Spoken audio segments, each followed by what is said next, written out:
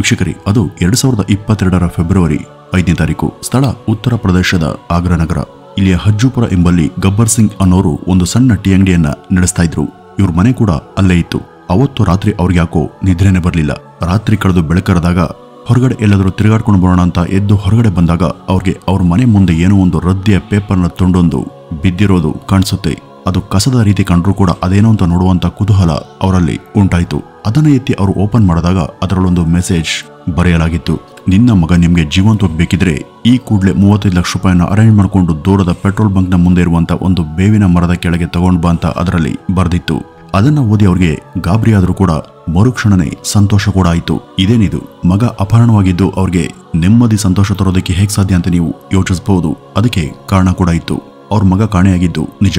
ಅವನು ಯಾರಿಂದಲೂ ಅಪಹರಣಕ್ಕೆ ಒಳಗಾಗಿದ್ದು ಕೂಡ ನಿಜನೇ. ಆದ್ರೆ ಅವನು ಆ ರೀತಿ ಕಾಣೆಯಾಗಿ ಸುಮಾರು 12 ದಿನಗಳು ಕಳೆದಿದ್ವು. ಇಷ್ಟು ದಿನ ಗಬ್ಬರ್ ತನ್ನ ಮಗನಿಗಾಗಿ ಹುಡುಕಾಡದಂತ ಸ್ಥಳನೇ ಇರಲಿಲ್ಲ. ಅವನ ಬಗ್ಗೆ ಕಳವಳ ಪಡದಂತ ದಿನನೇ ಇರಲಿಲ್ಲ. ಮಗ ಬದುಕಿದ್ದಾನೋ ಇಲ್ವಾ ಎಂಬ ಭಯದಲ್ಲಿ ಗಬ್ಬರ್ ಇಷ್ಟು ದಿನ ಚಿಂತೆಯಲ್ಲಿದ್ರು. ನಿನ್ನೆ ರಾತ್ರಿ ಪೂರ್ತಿ ಅವ್ರು ಯಾಕೆ ನಿದ್ದೆ ಮಾಡಲಿಲ್ಲ ಅಂತ ನಿಮ್ಗೀಗ ಗೊತ್ತಾಗಿರಬಹುದು. ಈ ಒಂದು ಸಮಯದಲ್ಲಿ ಬಂದಂತ ಆ ಪತ್ರದ ಸಹಾಯದಿಂದ ಮಗ ಇನ್ನೂ ಕೂಡ ಎಲ್ಲೋ ಜೀವಂತವಾಗಿದ್ದಾನೆ ಎಂಬ ಭರವಸೆ ಅವ್ರಿಗೆ ಸಿಕ್ಕಿತ್ತು. ಹಾಗಾಗಿ ಸ್ವಲ್ಪ ನಿರಾಳರಾಗ್ತಾರೆ. ವೀಕ್ಷಕರೇ, ಈ ಗಬ್ಬರ್ ಸಿಂಗ್ ತಾನು ಹೆಚ್ಚೇನು ಅನುಕೂಲಸ್ಥರು ಅಲ್ಲದೆ ಇದ್ರೂ ಕೂಡ ಸ್ವಂತದೊಂದು ಕಿರಾಣಿ ಅಂಗಡಿಯನ್ನ ಇಟ್ಕೊಂಡಿದ್ರು. ನೆಮ್ಮದಿಯ ಬದುಕಿಗೆ ಅದಷ್ಟೇ ಅವರಿಗೆ ಸಾಕಾಗಿತ್ತು. ತನ್ನ ಪತ್ನಿ ಹಾಗೂ 9 ವರ್ಷದ ಮಗನ ಜೊತೆ ಅವರು ಸಂತೋಷದಿಂದನೇ ಇದ್ರು. ಇವರ ಈ ಸಂತೋಷಕ್ಕೆ ಅದ್ಯಾರ ಕೆಟ್ಟ ಕಣ್ಣು ಬಿತ್ತು ಗೊತ್ತಿಲ್ಲ. 2022ರ ಜನವರಿ 23ನೇ ತಾರೀಕು ಇವ್ರ ಮಗ ಇದ್ದಕ್ಕಿದ್ದ ಹಾಗೆ ನಾಪತ್ತೆ ಆಗ್ತಾನೆ. ಅವತ್ತು ಭಾನುವಾರದ ದಿನ. ಎಂದಿನಂತೆ ಗೆಳೆಯರ ಜೊತೆ ಆಟ ಆಡೋದಕ್ಕೆ ಹೋದಂತ ಅವ್ರ ಮಗ ಮನೆಗೆ ಬರಲೇ ಇಲ್ಲ. ಸಾಮಾನ್ಯವಾಗಿ ಹಾಗೆ ಹೋದವನು ಸಂಜೆ 6ಕ್ಕೆಲ್ಲ ಮನೆಗೆ ಬರ್ತಿದ್ದ. ಆದ್ರೆ ಅವತ್ ಮಾತ್ರ ಆತ ಎಷ್ಟು ಹೊತ್ತಾದರೂ ಕೂಡ ಮನೆಯನ್ನ ಸೇರ್ಲೇ ಇಲ್ಲ.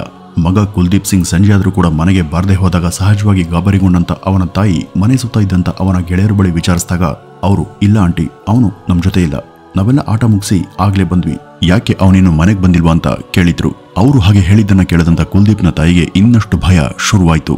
ಆಕೆ ತನ್ನ ಪತಿಗೆ ಕರೆ ಮಾಡಿ ಈ ಒಂದು ವಿಷಯವನ್ನ ತಿಳಿಸಿದಾಗ ಗಬ್ಬರ್ ಕೂಡ ಗಾಬರಿಗೀಡಾದ್ರು. ಅವರು ಕೂಡ ಊರೆಲ್ಲ ಅವನಿಗೆ ಹುಡುಕಾಡಿದ್ರು.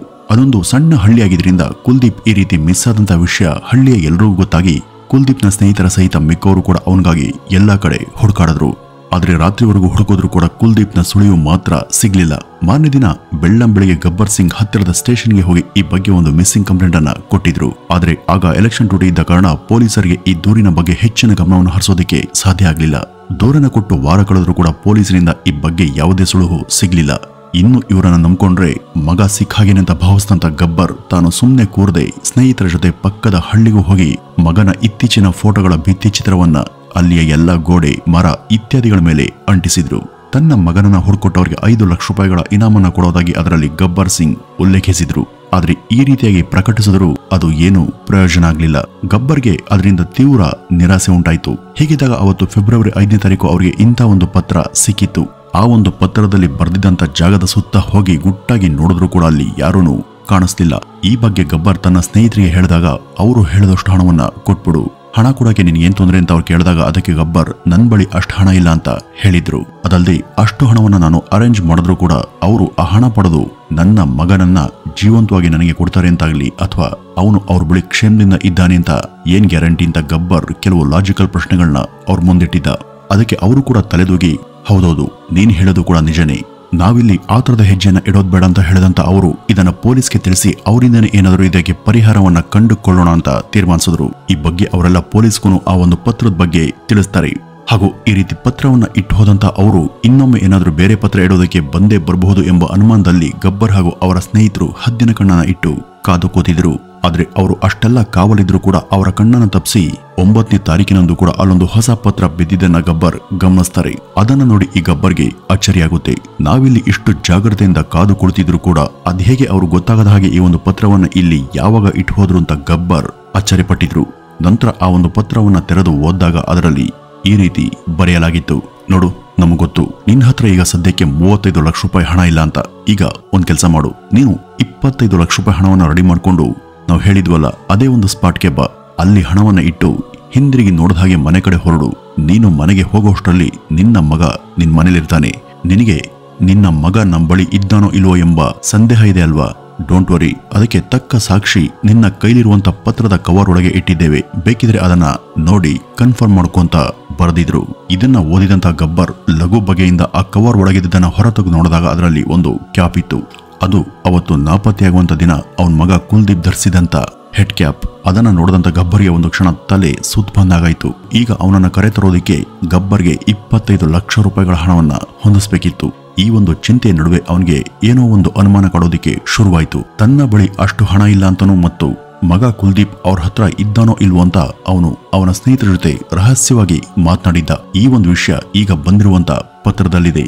ಈ ಒಂದು ವಿಷಯ ಹೇಗೆ ಅವ್ರಿಗೆ ಗೊತ್ತಾಯ್ತು ಅಂತ ಯೋಚಿಸಿದಂತ ಗಬ್ಬರ್ಗೆ ಈ ಒಂದು ಕೆಲಸವನ್ನ ಯಾರೋ ತನ್ನ ಸುತ್ತ ಇರೋರೇ ಮಾಡಿರ್ಬೇಕು ಅಂತ ಅನುಮಾನ ಶುರುವಾಯಿತು. ಅವರು ತಕ್ಷಣ ತನ್ನ ಸ್ನೇಹಿತರನ್ನೆಲ್ಲ ಕರೆದು ಈ ಒಂದು ವಿಷಯವನ್ನ ತಿಳಿಸ್ತಾರೆ.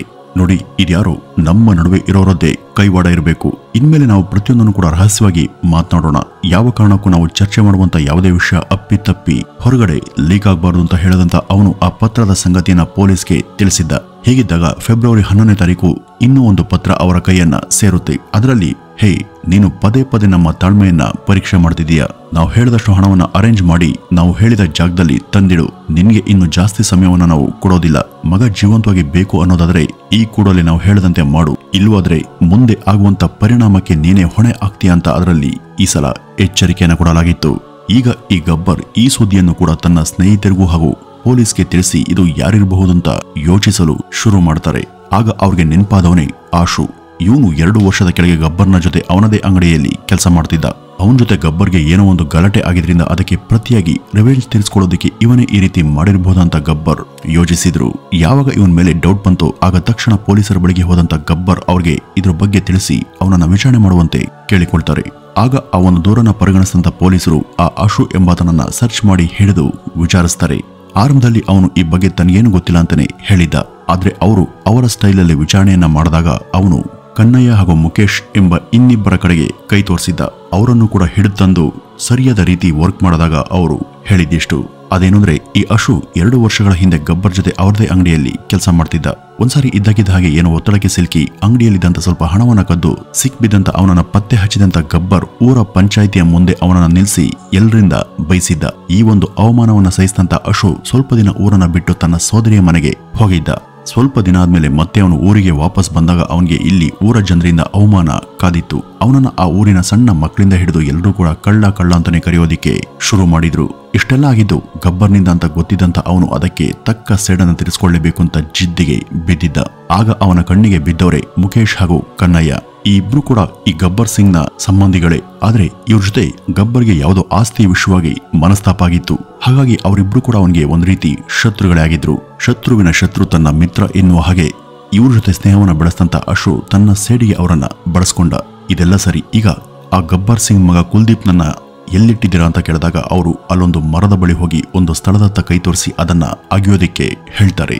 ಆಗ ಅವರು ಆ ಒಂದು ಜಾಗವನ್ನ ಅಗೆದಾಗ ಅಲ್ಲಿ ಕುಲ್ದೀಪ್ನ ಶವವನ್ನ ಹೋತಿಟ್ಟಂತ ಸಂಗತಿ ಎಲ್ರಿಗೂ ಗೊತ್ತಾಗುತ್ತೆ. ಈ ಕುಲ್ದೀಪ್ನ ಶವ ಆಗ್ಲೇ ಡಿಕಂಪೋಸ್ ಆಗಿತ್ತು. ಅವನನ್ನ ಸುಮಾರು 10 ರಿಂದ 15 ದಿನಗಳ ಮೊದಲೇ ಕೊಂದು ಮುಗಿಸಿದ್ರು. ಇವರು ಇವನನ್ನ ಕಿಡ್ನಾಪ್ ಮಾಡದಂತ ದಿನವೇ ಅಂದ್ರೆ ಜನವರಿ 23ನೇ ತಾರೀಕು ಸಂಜೆನೆ ಕೊಂದು ಹಾಕಿದ್ರು. ಅವತ್ತು ಆಡೋದಕ್ಕೆ ಹೋದಂತ ಕುಲ್ದೀಪ್ನನ್ನ ಫಾಲೋ ಮಾಡದಂತ ಅವರು ಯಾರಿಗೂ ಗೊತ್ತಾಗದ ಹಾಗೆ ಅವನನ್ನ ಅಪಹರಿಸಿ ದೂರದ ಕಾಡಿನ ಕುರುಕಲು ದಾರಿಯಲ್ಲಿ ಹೋಗಿ ಅಲ್ಲಿ ಅವನ ಕುತ್ತಿಗೆಯನ್ನು ಹಿಸ್ಕಿ ದೈಹಿಕ ಹಲ್ಲೆಯನ್ನು ನಡೆಸಿ ಕ್ರೂರವಾಗಿ ಕೊಂದು ಹಾಕಿದ್ರು. ಆ 9 ವರ್ಷದ ಹುಡುಗ ಕುಲ್ದೀಪ್ಗೆ ಇವರೆಲ್ಲ ಯಾರು, ತನ್ನನ್ನ ಯಾಕೆ ಸಾಯಿಸ್ತಿದ್ದಾರೆ ಅನ್ನೋದು ಕೂಡ ಗೊತ್ತಾಗ್ಲಿಲ್ಲ. ಅವನು ಕೊನೆಗೆ ತನ್ನ ಸಾವಿಗೆ ಕಾರಣ ಗೊತ್ತಾಗ್ದೇನೆ ಕಣ್ಮರೆಯಾಗಿ ಹೋದ.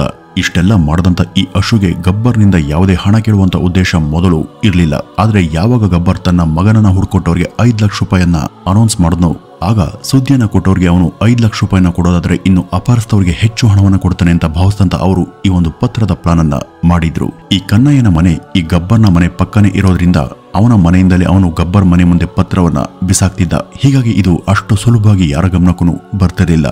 ಅಪಹರಣ ಹಾಗೂ ಹತ್ಯೆಗಳ ಆರೋಪದಲ್ಲಿ ಅವರನ್ನೀಗ ನ್ಯಾಯಾಂಗ ಬಂಧನದಲ್ಲಿ ಇರಿಸಲಾಗಿದೆ. ಈ ಒಂದು ಕೇಸ್ ಇನ್ನೂ ಕೂಡ ಕೋರ್ಟ್ನಲ್ಲಿದೆ. ಕೇವಲ ಕಳ್ಳ ಎಂಬ ಅವಮಾನವನ್ನ ಸಹಿಸದೆ ಅಶು ಹತ್ಯೆಗೆ ಮುಂದಾಗಿ ಕೊಲೆಗಾರ ಅಂತಾನೆ ಕರ್ಸ್ಕೊಂಡ. ವೀಕ್ಷಕರೇ, ಇಂಥ ನೀಚ ಕೆಲಸವನ್ನ ಮಾಡುವಾಗ ತಮ್ಮ ಆತ್ಮಸಾಕ್ಷಿಯ ಮಾತನ್ನ ಆಲಿಸೋದು ತುಂಬಾ ಮುಖ್ಯ.